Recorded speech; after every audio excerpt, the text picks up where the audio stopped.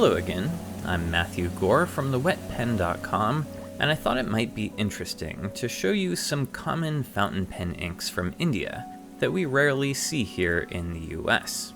Considering that there are over 1 billion more people in India than there are in the USA, and that fountain pens are still relatively popular there, these must be some of the most commonly used inks in the world, but most of them are practically unknown in the West, and in some cases that's probably for the best. But there are also some interesting ones that are worth a look.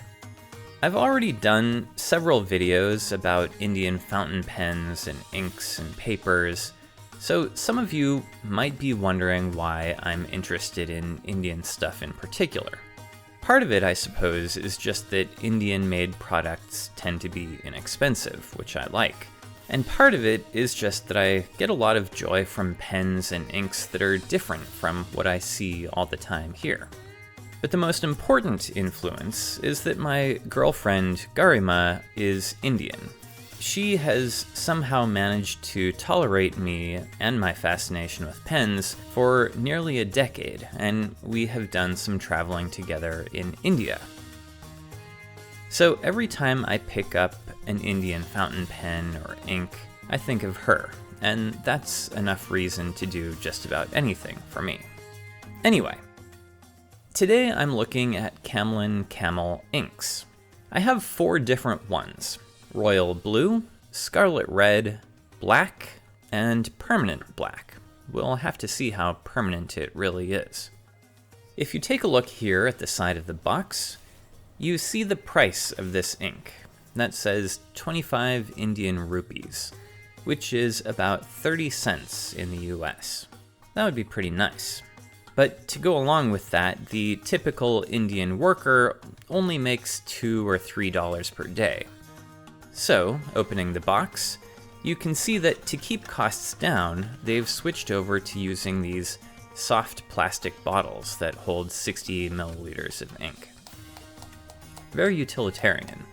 For the export market, these are still sold in glass bottles with aluminum caps. You can get them on Amazon here for about $10, roughly 30 times the cost of the ink in India, but still not bad for a bottle of ink here.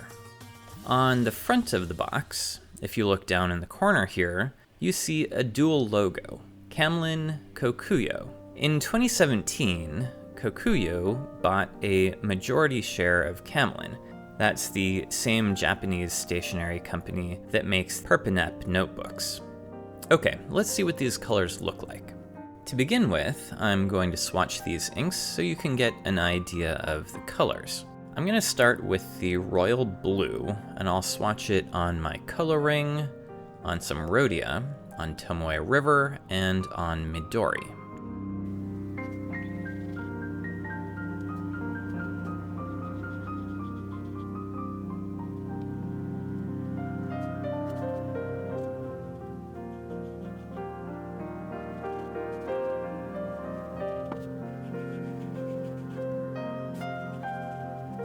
Okay, and I'll let these dry completely.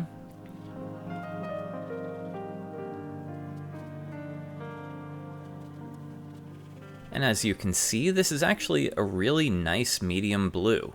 The color of the ink and this grayish border sheen on the heavy spots makes this similar to Diamine Sapphire. Let's see how similar they really are. Here's Diamine Sapphire. I will make a nice long line of that.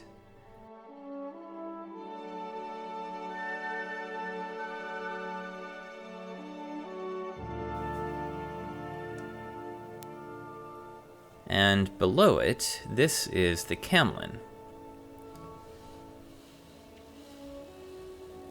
And if it's not visible in the video here, the Diamine is a bit more purple. I wonder if it's closer to Pilot Namiki Blue. Let's see. I'll put a line of that down below the Camlin. No, that's not really on screen, is it? How about a line above the Camlin?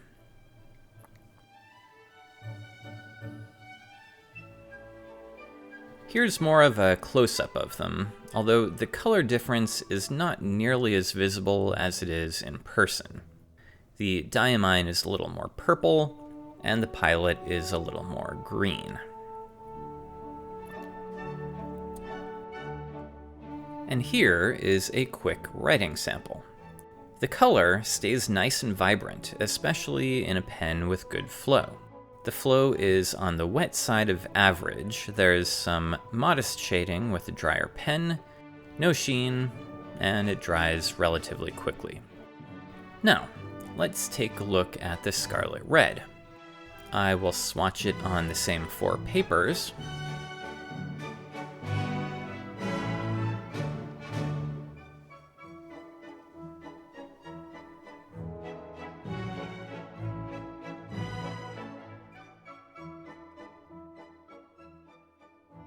Wow, that's on the pink side, but it's actually scarlet. Sort of a pink-orange. I was expecting more of a standard office ledger red, since this is one of just a few basic colors that they make, but that looks pretty scarlet to me. Just for comparison, here it is next to a couple of the darker reds that I tend to use. Of course, here's the Camlin in the middle. Then on the left, this is Diamine Red Dragon. And on the right, this is Dominant Industry Romanian Red. And again, a quick writing sample. Flow is pretty average, there's no sheen, and less shading than I expected, but still some. The dry time seemed a little longer than average. Okay, now I have 2 blacks left, and I'm only going to swatch the permanent black in the video, but I'll show you how they look side by side in a moment. First, here's the permanent black. I've switched out the coloring for a Rhodia dot pad to see how opaque the ink is.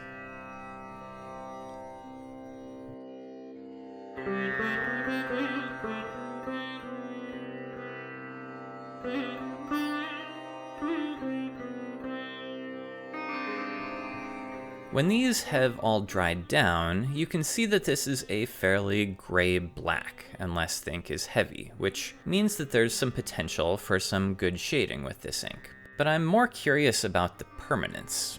I'm going to test the water resistance of this Camlin ink against a couple of others. First up is Pilot Namiki Black, which doesn't claim to be waterproof, but I've found that it does have some water resistance. All of these writing samples are on Rhodia paper, and I'll just dip it into the water here and see what we get. So as expected, we get a fair amount of ink running, but the writing actually remains pretty dark and legible. Let me push this a bit further.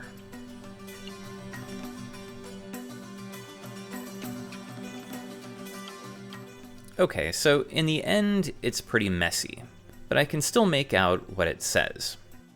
Okay, here's Noodler's Texas Black Bat, a Dromgool's store exclusive. And it does claim to be waterproof.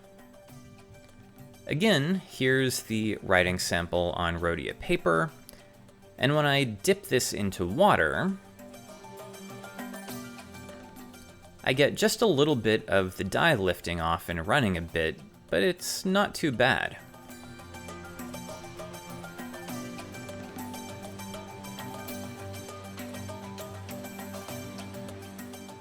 That's a waterproof ink.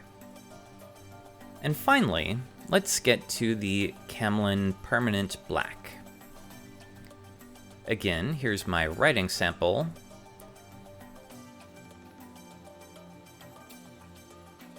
And wow, that's runny.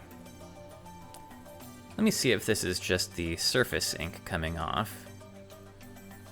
No, it's pretty much all coming off. Actually, there's a shadow of the ink that's left behind at the very end. That's not going anywhere. I was gonna stop there, but now I'm curious how the non-permanent black compares to the permanent, so I prepared this writing sample. I'll give this a dip.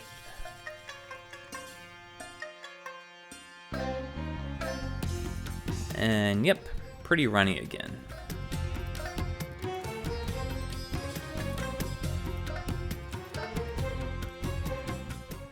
And after a little more time in the water, this is the difference between black and permanent black. Maybe they mean the permanent is more light fast or something. Here's the color difference between those two, for whatever that's worth. One of the advantages of less saturated inks is that they tend to shade nicely, and that is the case here, especially with a broad nib. Flow was a little on the dry side, but about average, and it did take this ink a little longer than usual to dry. Anyway, I have 5 or 6 more of these Indian ink brands to cover, so if you're interested in this sort of thing, don't forget to subscribe to the channel, and of course, I hope you'll like this video if you made it this far. And that's it. Stay safe out there, everyone. See you next time.